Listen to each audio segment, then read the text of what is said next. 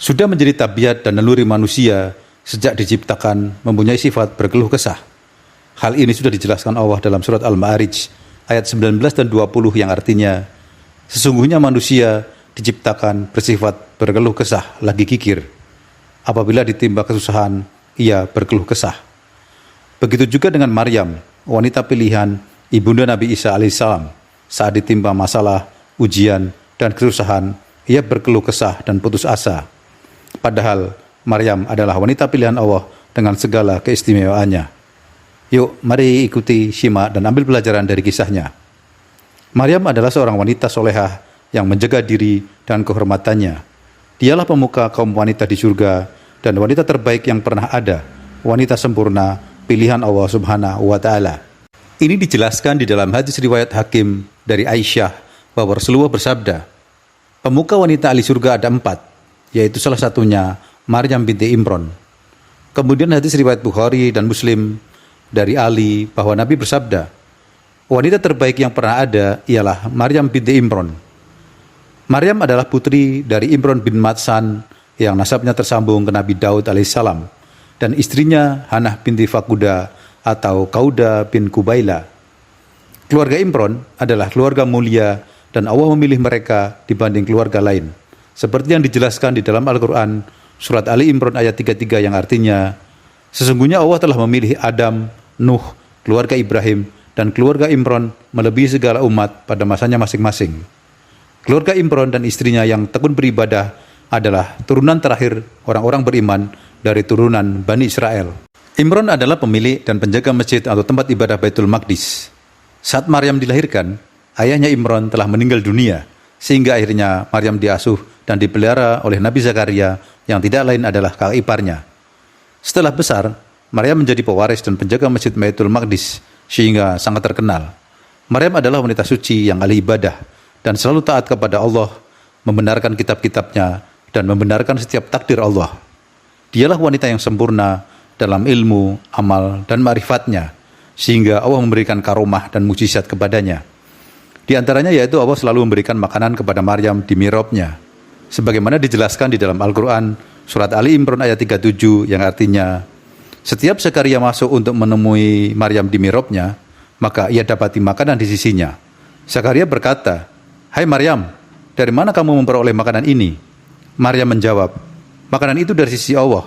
Sesungguhnya Allah memberi rezeki kepada siapa yang dikehendakinya tanpa hisab. Namun, semua ketegaran, kedewasaan pikiran, kematangan, kegembiraan, kebahagiaan, dan kepercayaan dirinya berubah setelah Allah mentakdirkan lain. Saat Allah membuat kehendak dan skenario-nya, maka semua pasti akan terjadi sesuai hukum alam dan sunatullah-nya. Maryam pun menjauhkan diri dari keluarganya dan membuat tabir penghalang yang melindunginya ia dari orang lain. Kemudian datanglah seorang laki-laki yang sempurna dan mendekatinya yang tidak lain adalah malaikat Jibril yang diutus oleh Allah. Sebagai seorang wanita suci yang selalu menjaga kehormatan, wanita yang beriman bertakwa, maka Maryam pun berkata kepada laki itu, sesungguhnya aku berlindung daripadamu kepada Rob yang maha pemurah, jika kamu seorang yang bertakwa. Kemudian laki-laki itu pun menjawab bahwa ia bukanlah laki-laki yang seperti Maryam duga. Lelaki itu pun berkata, sesungguhnya aku ini hanyalah seorang utusan Robmu untuk memberimu seorang anak laki-laki yang suci.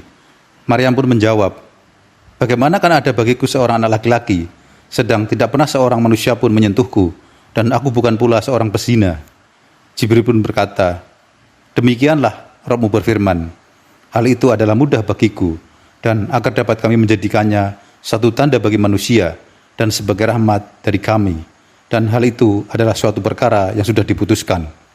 Hal ini dijelaskan di dalam Al-Quran surat Maryam ayat 17-21. Kemudian malaikat Jibril meniupkan ruh di lengan bajunya Maryam, yang kemudian ruh itu turun hingga mengalir ke kandungan, sehingga ia mengandung anak dengan seizin Allah Subhanahu wa Ta'ala.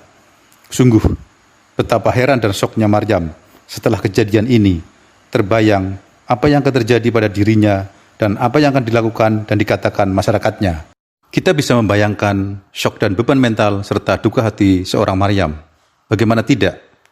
Seorang wanita terkenal penjaga tempat ibadah, seorang gadis suci yang masih perawan, yang solehah, beriman, dan selalu beribadah siang dan malam di Baitul Maqdis, lalu tiba-tiba hamil tanpa suami.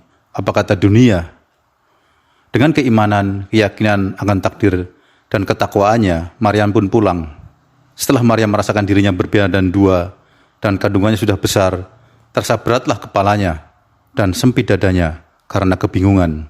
Ia tidak tahu apa yang harus dikatakan kepada orang-orang, termasuk kepada Nabi Zakaria dan istrinya. Meskipun nanti Maryam berkata jujur, tentu orang tidak akan mempercayainya. Akhirnya, Maryam pun curhat dan menceritakan kehamilannya dan kejadian yang menimpanya kepada kakak perempuannya yang menjadi istri Nabi Zakaria yang saat itu juga sedang hamil. Keluarga Nabi Zakaria adalah keluarga yang beriman, maka percaya dengan kebenaran yang diceritakan oleh Maryam. Istri Nabi Zakaria tambah yakin setelah anak dalam kandungannya bersujud kepada kandungan yang ada di perut Maryam. Dan inilah salah satu juga karomah dari Maryam. Setelah banyak gosip dan isu yang berkembang tentang hamilnya Maryam tanpa suami di masyarakat terdengar oleh Maryam, maka Maryam pun menjauhkan diri dari masyarakat ke tempat yang jauh. Ini dijelaskan di dalam Al-Quran, surat Maryam ayat 22 yang artinya, maka Maryam mengandungnya, lalu ia menyisihkan diri dengan kandungannya ke tempat yang jauh. Rasa lelah dan keletihan karena perjalanan, rasa penat dan sakit karena kandungan yang sudah mencapai usia melahirkan, ditambah dia wanita seorang diri dalam kekalutan, dan beban mental yang berat memaksanya dia duduk dan bersandar di pangkal kurma. Setelah Maryam merasakan rasa sakit akan melahirkan dengan kepayahan, rasa letih, dan beban pikiran dan mental setelah nanti melahirkan tanpa suami, maka setegar-tegarnya Maryam, setinggi-tingginya keimanan dan ketawaannya, dengan hati hancur, akhirnya Maryam pun putus asa dan berkeluh kesah mengharapkan kematian. Ini dijelaskan di dalam Al-Quran, surat Maryam ayat 23 yang artinya, maka rasa sakit akan melahirkan anak memaksa ia bersandar pada pangkal kurma. Dia berkata, aduh, alangkah baiknya aku mati sebelum ini, dan aku menjadi barang yang tidak berarti lagi dilupakan. Alangkah beratnya ujian dan cobaan Maryam di masa itu, apalagi kehormatan wanita sangat dijunjung tinggi, maka wanita yang melahirkan tanpa suami akan menjadi aib yang sangat besar, apalagi Maryam terkenal wanita yang solehah. Menurut Ibnu Katsir dalam tafsirnya, mengatakan bahwa banyak hadis yang melarang berangan-angan untuk mati kecuali ketika menghadapi cobaan yang sangat berat. Dalam hadis Bukhari dan Muslim dari Anas bin Malik, Nabi bersabda, janganlah salah seorang di antara kalian berangan-angan untuk mati karena musibah yang menimpanya. Hendaknya dia mengatakan, ya Allah, hidupkanlah aku jika kehidupan itu baik untukku, dan matikanlah aku jika kematian itu baik bagiku. Allah yang Maha Pengasih dan Penyayang itu pun tahu bahwa hamba pilihnya itu sedang berada di titik terendah dalam hidupnya yang kalut dengan emosi yang mengaduk pikiran, hati, dan jiwanya. Maka Allah pun mengutus Jibril untuk memberikan dukungan, motivasi, dan ketenangan jiwa. Ini dijelaskan di dalam Al-Quran, surat Maryam ayat 24-26, yang artinya, maka Jibril menyerunya dari tempat yang rendah. Janganlah kamu bersedih hati, sesungguhnya Rabbmu telah menjadikan anak sungai di bawahmu, dan goyanglah pangkal kurma itu ke arahmu, niscaya pohon itu akan menggugurkan buah kurma yang masak kepadamu. Maka makan, minum, dan bersenang-senanglah kamu. Jika kamu melihat seorang manusia, maka katakanlah, sesungguhnya aku telah bernazar berpuasa untuk Rabb yang Maha Pemurah, maka aku tidak akan berbicara dengan seorang manusia pun pada hari ini. Menurut Anas bin Malik, bahwa dahulu syariat mereka jika sedang puasa adalah tidak makan dan tidak berbicara.